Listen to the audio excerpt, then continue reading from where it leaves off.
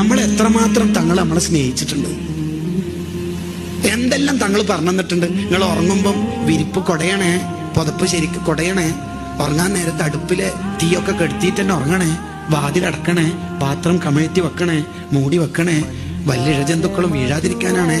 പിന്നെ എലി പോലുള്ള ജീവികൾ ആ തീയിലുള്ള ചെറിയ അംശം അടുപ്പിലെ തീയെടുത്ത് നിങ്ങളെ വീട് തീപിടിച്ചാൽ എൻ്റെ ഉമ്മത്ത് വിഷമിക്കുന്ന എനിക്ക് താങ്ങൂലേ, വിരിപ്പ് കൊടയണേ ഉറങ്ങുമ്പോ, നല്ല വെള്ള ഇഴജന്തുക്കളുണ്ട്.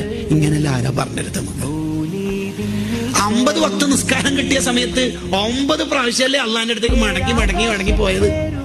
തങ്ങൾക്ക് 50 വക്ത് നിസ്കരിക്കാൻ കഴിയറ്റ. റസൂലുള്ളാഹിന്റെ 2 റക്അത്ത് തഹജ്ജുദ് തന്നെ. 1-ാമത്തെ റക്അത്തിൽ ബഖറ, ആലി ഇംറാൻ, നിസാ. 2-ാമത്തെ റക്അത്തിൽ സമാനമായ സൂറത്തുകൾ.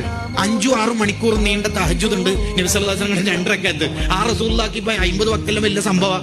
പക്ഷെ നമുക്കത് താങ്ങാൻ കഴിയാത്തോണ്ടാണ് പിന്നെയും അള്ള കാര്യമായിട്ട് കൊടുത്ത സമ്മാനം